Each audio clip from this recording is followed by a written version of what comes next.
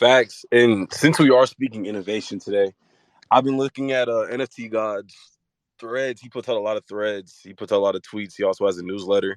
Um, what are your thoughts on content creation in regards to Web3? I know you've probably been seeing a couple, tweets where people are adding like pictures and stuff to their threads.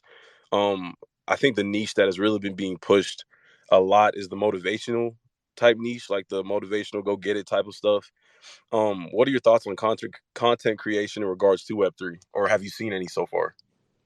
Yeah, I've seen a lot of people do, innovative things, and I think I mentioned this to you before in the past, but especially in like a bear market, I think it's really important to build when not really that many people. Um, oh, somebody just requested one sec. There we go. But yeah, I think that a lot of like since Web3 isn't really as like mainstream, especially in a bear market. I think that's really when it's important to actually build and like focus on building your brand, because let's just say hypothetically, like it's the year end of 2024 after the next Bitcoin halving, and Bitcoin's worth $100,000, right? This is just a hypothetical, but everybody's going to be looking around for influencers. Everyone's going to be looking around for somebody to listen to and to kind of advise them or give them more knowledge on the space that they wouldn't typically have. So I think that when you build in a bear market like this and you're actually consistently offering value to people, that's what really builds out your brand, and you're basically 5 steps ahead of everybody, right? Because it's like Bitcoin hits 100K, let's just say ETH hits 10K. Well, all of your friends in real life are going to be looking around like, what's going on with Bitcoin, what's going on with Ethereum, and you're going to be like, all right, well, I already have 5,000 followers on Twitter, and I've been tweeting about it for the last year and a half and talking to people about it. So it's just going to bring people, a masses of people to you. So I think right now during the bear market is 1000% the most important time to build in like Web3 and like content creation. And for my own personal, understanding and stuff, like I'm a big believer in like short-term content or short form content. So like TikTok, YouTube Shorts, Instagram Reels, things like that. I think that's the easiest way to go viral. But I also do think that there is a huge opportunity in Twitter right now, especially with Elon buying Twitter. I saw that he's adding, an area where you can buy cryptocurrencies, and he's adding a whole bunch of other features to where you can get paid like subscriptions and different things like that. So, yeah. Now that's big, and I completely agree. I've been hearing a lot of people say that we're early. Um, to think that you're at the beginning of something and you're building a brand for yourself that could really take off into something else is insane, especially in Web3. I do believe in the short form content creation, TikTok, different things like that, because people, first and foremost, people's attention spans are not for the long form of content creation nowadays. Like people want the quick 1 minute thing about something that they could be really interested in, or something that is like, oh, I've never known that. Let me continue to watch these other short videos and see how I can get more informed on this. I completely agree, though, and I did not know that Elon was doing that. Like, that's actually going to be something that's going to be really cool. That's a new thing that's going to be added. When do you think that's going to be added? Did he speak on that? So yeah, I don't know the exact date that he said, but I forget what company he said he's working with, but he's working with a company right now to basically integrate it. He wants to make Twitter like an everything space where you can do transactions, you can invest, you can buy crypto, you can do like Twitter Spaces, things like that. He's really just trying to innovate and take Twitter to that next level. So I don't know if you guys have seen on Twitter, but there's been a article that's been floating around, and it's basically talking about how by 2030 Citibank says that tokenized assets are going to be around $4 to $5 trillion. And basically, so what that means essentially, they're going to tokenize their assets, and they're going to use the blockchain for that. And so this is basically before enterprise adoption, right? So if you think about it, we're in a space before enterprise adoption becomes the norm. So I guess my next question is, if you have this information that all of this institutional money is about to flow into crypto, what do you think is the smartest play and the best way that you can possibly position yourself so that you set yourself up for success? equally putting your eggs in different baskets because you can't guarantee which blockchain is going to thrive or not. With Bitcoin and their ordinals, they may take off. They may hit 100,000 before we blink an eye. Ethereum is on the way up as the bull market rises closer. It's just anybody's game. You got Solana, which is making big movements and pushes. You have Polygon making big movements and pushes. All these things behind the scenes. So if I were to try to give anyone financial advice, I would say stay away from meme coins, focus on the main currency of the blockchain and hold it, buy now before it skyrockets, and try to equally distribute your money. Yeah, I completely agree. That's a really good perspective. So the way I'm looking at this entire thing is obviously, this is in the smart contract space where all of these assets will be tokenized, right? So the way I'm looking at it is I'm looking at smart contract blockchains, obviously like such as Ethereum, Algorand, and then I'm also looking on the back end. So I do know that Chainlink, for an example, is used as a data oracle for pretty much everything on Ethereum, pretty much all back end of all smart contracts in the space. And obviously, this is not financial advice whatsoever. This is just my personal opinion and the moves that I'm taking. But me personally, I'm accumulating Chainlink right now as much as I can, because I know that in the future it's going to be needed for the back end of a lot of these different smart contract blockchains. Well, I'm not sure if anyone's truly familiar with how blockchain works. The reason why it's called a blockchain is because every single smart contract that goes up there is its own block, and it adds to the chain of blocks already in the system, already in the blockchain in the ledger, right? So if you deploy a contract on, say, Ethereum, and you try to bridge it with, say, Bitcoin, you would need traditionally and typically a third party to link it together. So these apps, like this app, for example, that you mentioned, is going to be a very valuable asset. So if they have their own currency, I would definitely invest in that. Yeah, definitely. And, a lot of things that I see too, like it kind of goes back to that question that, I asked earlier, about if you see the entire blockchain ecosystem as a whole being interoperable. So if you know that if you think that it's possible for all these blockchains to essentially become one, kind of like how the internet is today.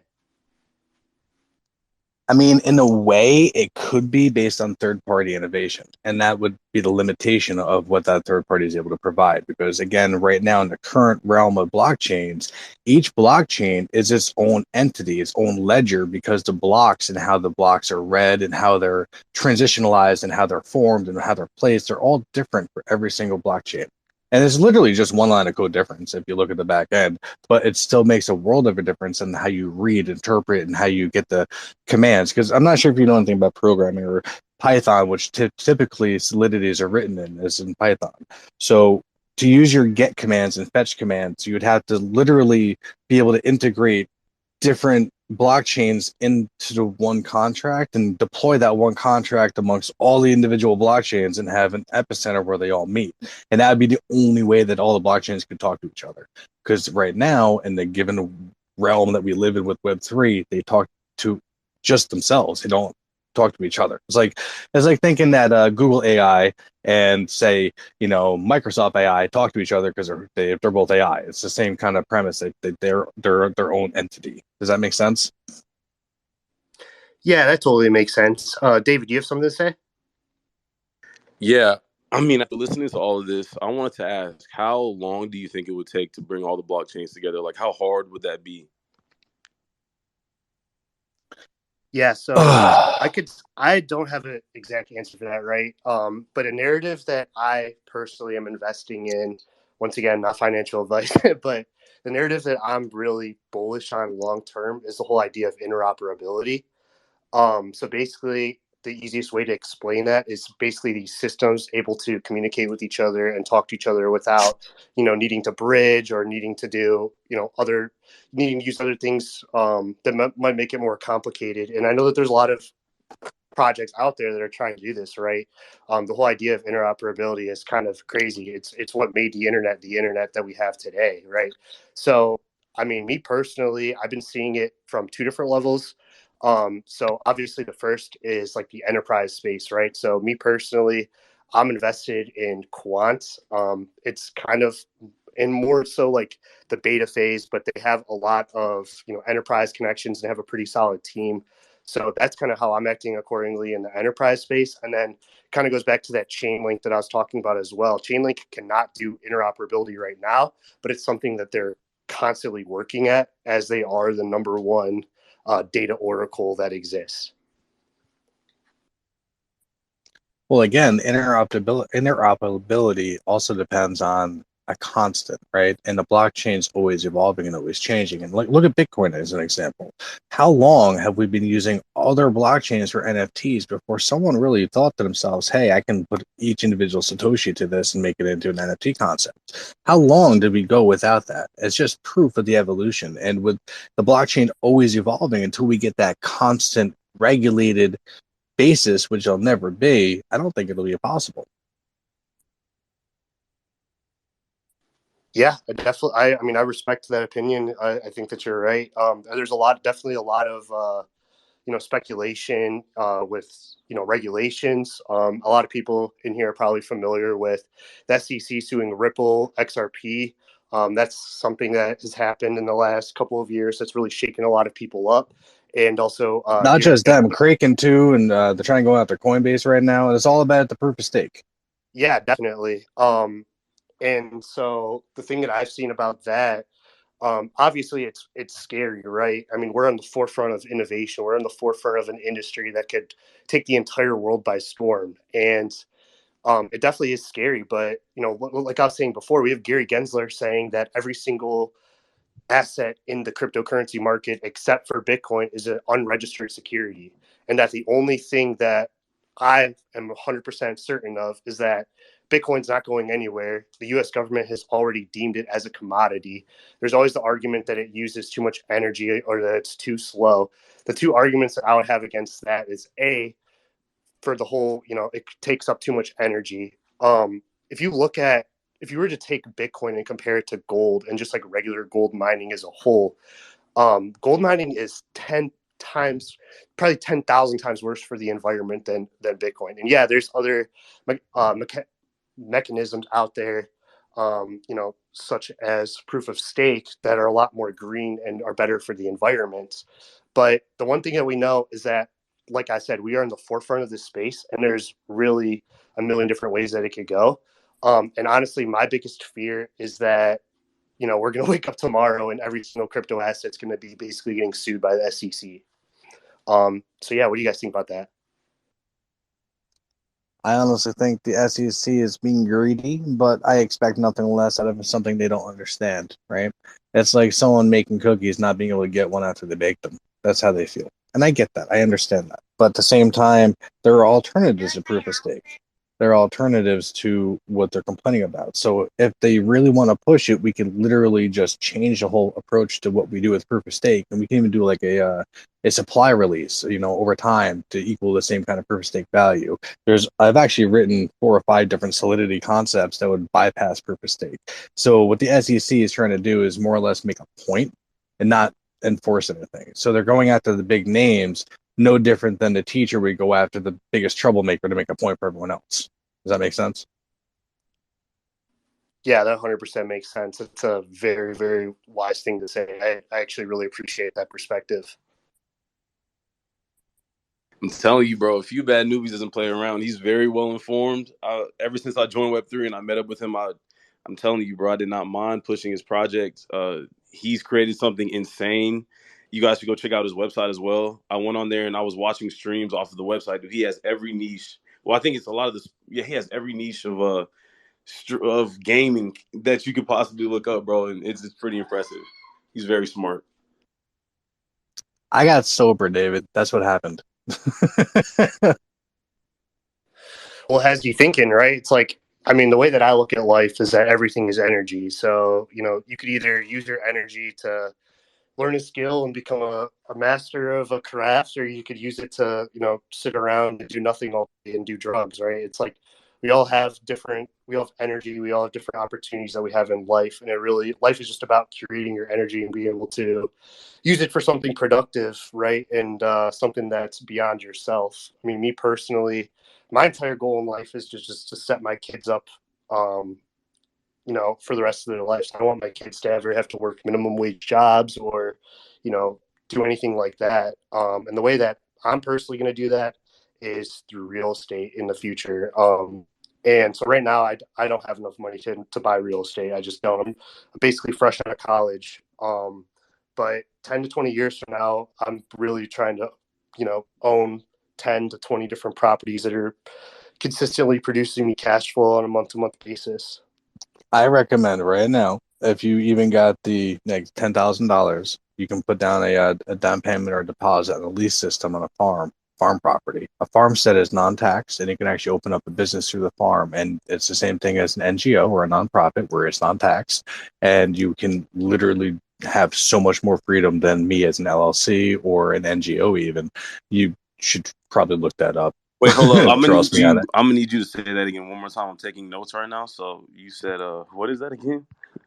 Get a piece of farm, like get an old farm property that someone doesn't have anymore, doesn't want to, they're trying to sell it, right? You can buy someone's old farm and property for like $2,000-3,000. Like, people just want to get rid of their stuff, they're too old to take care of it. So if you're looking for it, you'll find it. So anything here in New York State, at least, anything over 15 or 20 acres is constituted as a farm. And with the farm, you can actually open up a business as the farm, and it's not taxed. So whatever profits you get, you don't owe Uncle Sam anything. And come tax time, you get a lot of rebates, more so than a nonprofit would, because it's a farm. And literally the only thing you'd have to do is have 2 horses. It's constituted as a farm. I'm not even kidding. But with that, you can actually subsidize the property that you got for dirt cheap, tax free, and rent it out to the people and build property and so on and so forth. You can even subsidize it and sell it to a business. Like, there's so many different avenues. You can take that one lump property sum that you bought initially and you got tax free and do so much with it. Wow. Okay. Yeah. That right there is the alpha of the day. I don't really even need to say anything else. I appreciate that, man. Yeah, that's huge. You definitely learn something new every day. I really did not know that. Yeah, there's a lot of loopholes. Like, for example, the raffle system I got going on, right? For once every 100 NFT sales, $1,000 type of stuff, and then the other one for the raffle is a package prize.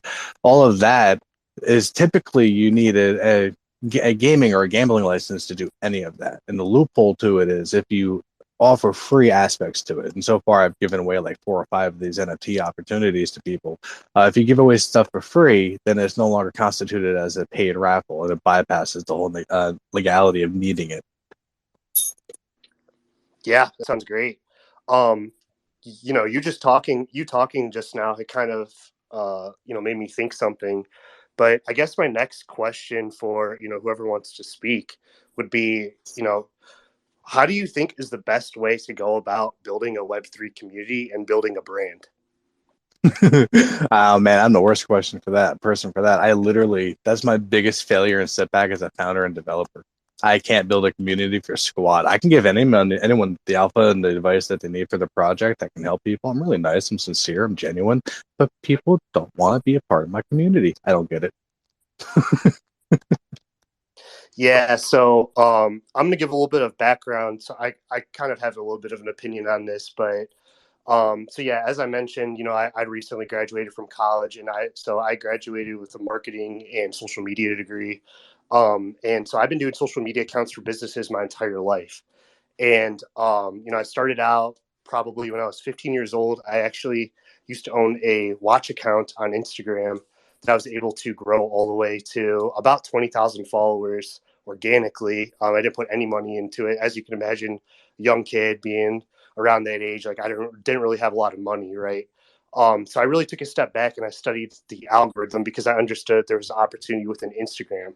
And I took another couple steps back as the years went on, and then I sold that account and I realized that, holy crap, there's a lot of money in social media, branding, marketing, social, like things like that. There's a lot of money into it. And I guess that, I also realized too that a lot of businesses are willing to pay people to do their social media and to help them with, building an image, building a brand. And so my number one thing that I would say for anybody that's trying to build a brand is it's all about value and it's all about quality. And also it goes back to about, being genuine as well. So first, let's break down this. So the first thing is value, right? So it's how can you offer value to people on a daily basis? How can you offer value in a way that not a lot of people are doing, or something that sets you apart? So for me, as an example, for the way that I'm going about this specific account that I'm running right now, is I'm constantly doing tweets every day. I make sure I'm active. I make sure I'm engaging with new people, but also goes back to the quality. So I want to make sure that I'm actually posting quality content that possibly could go viral and get me some organic traffic, right? And so it's all about trying to bring new people in and build those, genuine connections with people. I work in sales, and there's something called pipeline. I don't know if anybody's familiar with the term, but pipeline essentially means future potential business opportunity. That's like the easiest way to explain it. So your pipeline is future potential business opportunity that you could have in the future. It's things that, it's maybe a deal that doesn't close today, but it's a deal that's going to close in the future, or could close in the future. I think social media is the exact same thing. If you consistently offer value nonstop, you're consistently building a community, you consistently are posting quality, and you're being genuine, as you mentioned before, there's literally no way that you do not grow. There's no way that you do not get taken to that next level where you're able to, sell your things, make a lot of money. But at the end of the day, it really is a value exchange. And I think that a big thing that a lot of people do wrong is they focus too much on the selling, sell, sell, sell, sell, sell. And they do about 90% selling and 10% brand building. But in reality, it's got to be the other way around. If you spend 90% of your time building a brand, that other 10% that sell are going to be converting at a way higher level because you're offering so much value for so long. I know that was a really big rant, but anybody else have No, but any? you're spot on with that, and I'm going to give an example, right? As I said, I started this project back in 2020 when both my parents passed, and it was really hard. I just built and whatever, but when it came out like a year later, and I finally came out of the rabbit hole, I started trying to bring brand awareness by selling, and that didn't get me even sales, and didn't get me even people visiting the website. What got it going, and I'm not even kidding, is contests. Not on gaming because not everyone games, but everyone uses social media. Everyone can learn something. So my current example is I am trying to do the best meme competition. So whoever makes the best meme about a few bad newbies in a positive way gets $25. This way they're poised to check out the website, the project, so on and so forth, and make something positive out of it and bring other awareness to that project that they built, which brings awareness to my project. Just silly things like that. People is how they're going to build a brand awareness and build a community. And I've learned that the hard way. Yeah, definitely. No, you're definitely spot on with that. Um, the other thing too is, like, I don't know enough about your project. Like, if you have like other ways that are bringing in, new potential prospects or new potential people that are going to buy your NFT. But something that I would really recommend is maybe like just not trying to limit yourself to one social media platform. I mean, I don't know if you were in here when we first started talking about like short form content, but I think there's a huge opportunity there. So like TikTok, Reels, Shorts, things like that. And realistically, if I was in your shoes, the thing that I would do is I would just try to build up as many different channels that draw in traffic to your website or to whatever it is. Because at the end of the day, it comes down to your call to action, right? So it's being able to offer value that intrigues someone enough to click something, and then that person from, let's say 1 out of 5 people are going to purchase from that. So at the end of the day, it really is just a big funnel. And the more that you can bring people in at the top of the funnel, the more sales that you're going to make, if that makes sense.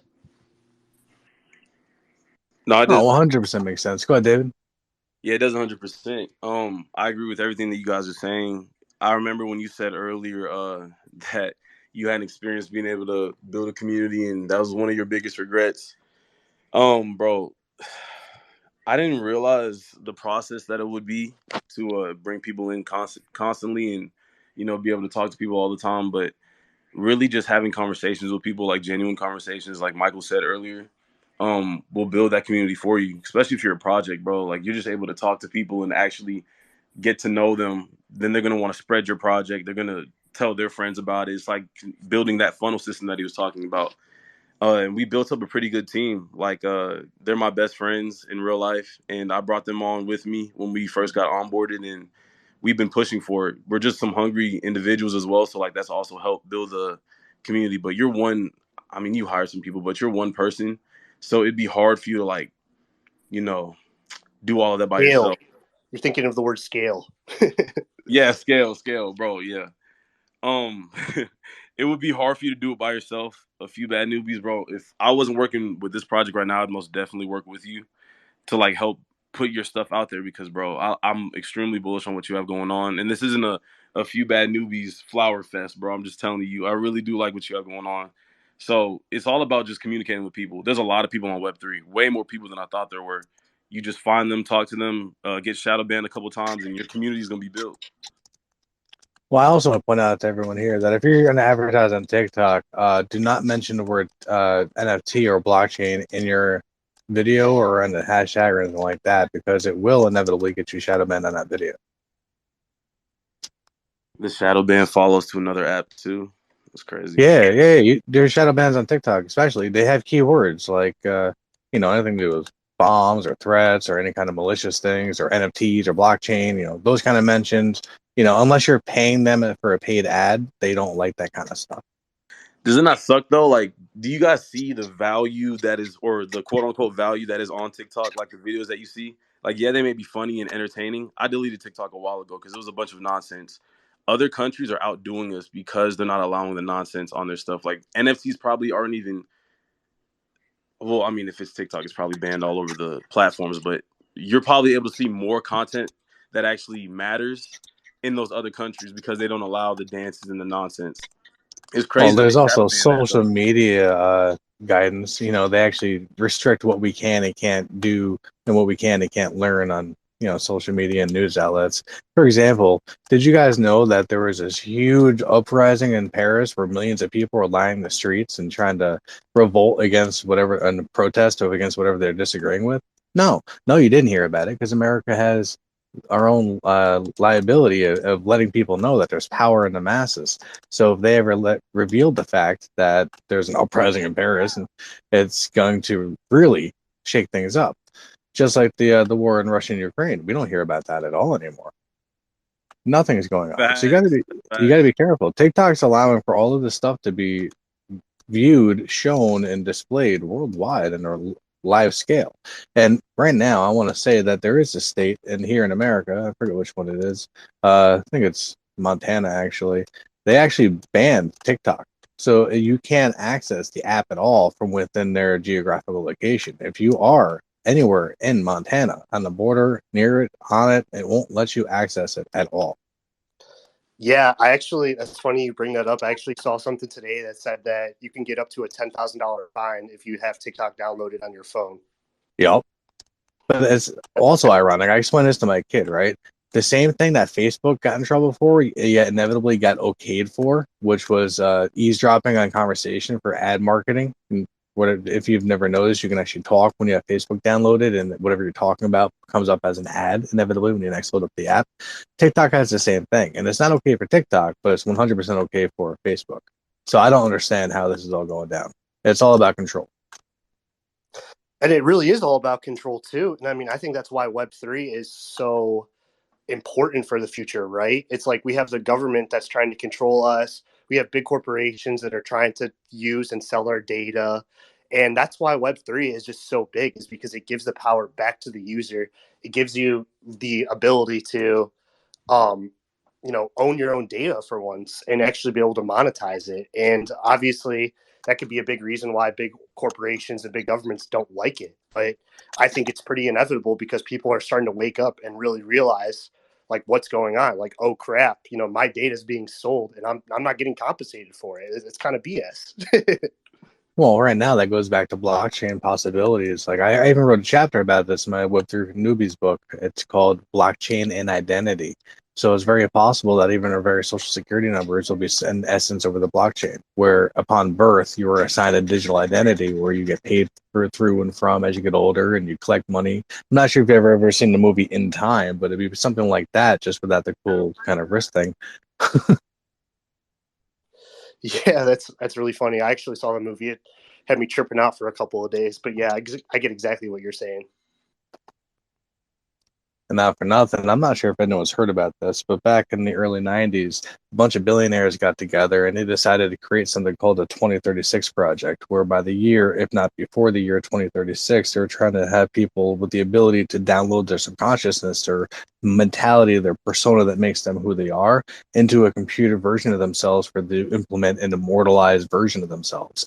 And they actually just released, I think it was like 2-3 months ago, that by 2028, they're actually going to try the first prototype version of this. But everyone forgot about it when they first announced it. They thought it was a joke. They were even on TV announcing it. You know, you can pull up YouTube clips about it. And now it's actually coming to fruition, the possibility of immortality. Yeah, that's pretty scary. Have you ever seen this show Black Mirror? No, I have not. So this show was made, I think, in like 2013, but it goes down the rabbit hole of a lot of different types of societies that have different technologies and things like that that affect the way that society goes. And it's on Netflix. I definitely would give it a watch if you could. But they actually have an episode that's directly related to that, and it's about having your consciousness downloaded forever, and being able to either live through another person or being able to live through a machine. And let me tell you, like, that shit looks scary, man. Like, I don't want my consciousness downloaded forever. Like, imagine being trapped in your consciousness forever and not being able to do anything about it because you're downloaded on, a USB drive or whatever it is. Well, that goes back to the whole like concept of soul versus concept. Are we an existence of uh 32 different minerals and 108 different nutrients? Like, is that really what we are? Or are we an internal existence that's riding in a meat sack of a husk? Like, we don't know the answer to that. So it's very possible that by cloning your own genetic makeup or your persona right into an AI bot, if you will, that itself might just be a clone. You might still have your eternal existence moving on, but you left a carbon footprint. Yeah, it's so many possibilities. We don't have the answers yet. So the one thing about uploading like consciousness to me that's so um, hard to get behind is the amount of censorship that could possibly like come from this. I mean, that's just one aspect of it. I know all of us being in the crypto world, we enjoy our like decentralization and being able to build projects like you are doing and everything like that. So the censorship aspect of it makes it really hard for me to get behind it, but I know it is out there and I know some people will definitely get involved with it. Yeah, I completely agree. It's definitely a scary world. I know that you guys have kids, all right? It's kind of scary, a scary time to bring a kid into the world, man. Like, there's a lot of crazy shit going on. Yeah, but that's a testament of time. There's always been crazy shit going on. 100%. Since the dawn of age, there's always been an excuse as to why it's scary. Every single turn we take, there's something to be afraid of. This is our chance to embrace the change and embrace something that we control. Yeah, that's for sure. I totally agree with that. I mean, I have he's going to be like 4 months in the next couple weeks and I mean, I don't know if you guys have heard the saying, but one of my favorite is raise a warrior in a garden. So, somebody that has the skills to be able to get through life, but they're delicate enough to, handle different situations as needed and necessary. Case in point to that example, I have a 9-year-old daughter, right? If I fuck around with her, like I like give her the finger or pretend to hit her or something like that, she'll just sit there and actually deck me and try to deck me in the face and give me the finger right back. She's 9. I'm teaching her to be that way in case some asshole of a man when she's older decides to try to act that way towards her. She's gonna lay him the fuck out. But she's sensitive enough to handle baby, puppies, you name it, and she's got it. Yeah, for sure. And I know it's something like there's always that cycle where, hard times create hard men and good times create easy men or something like that. I know it's not exactly verbatim, but I mean the things that we're going through and seeing, I mean, I think it's just going to be our generation and the children we have is going to be passed down. It's going to be hopefully better for everybody. Yeah, completely agree. So we're finishing up the spaces here. It's been about an hour. Do we have any finishing, any final thoughts? I do. No matter which way the technology takes us, no matter how many layers of security are added, no matter how nice the pitch may sound, even mine, always do your own research before investing. Never invest more than you're willing to lose, and always make sure your bills and family are taken care of before you even consider it, because it's no different than gambling and it can be quite addictive. Dude, facts. My closing remarks really are just to continue to hop into, the smaller spaces as well, because you never know what you'll learn. I learned that investing in farm realty per se, is also a really good move. So yeah, continue to hop into the smaller spaces, bro. There's a lot of people that have some great value to add, and let's keep these going. I like the space, Michael. Great job on this as well. Awesome. Well, I appreciate that, David. You're the man. And yeah, let's continue to build together. And I actually have a Discord that I'm trying to grow. It's just trying to build like a genuine community, kind of like we were talking about before. So the links in my bio if anybody's interested, and anybody else that's listening. I appreciate your time. I appreciate you, listening to this Twitter space. This is the first one that I've ever had. And I'm going to continue to try to do it at least once a week because I want to keep building that genuine community that I keep talking about. And I know that we can get there together. So with that being said, I hope everybody enjoys the rest of their Sunday. And, hopefully you get to spend some time with the family, relax a little bit. And, like I said, thank you. I hope everyone has a good one. Yep. Thanks, Mike. Take it easy, everybody. All right. Bye, guys.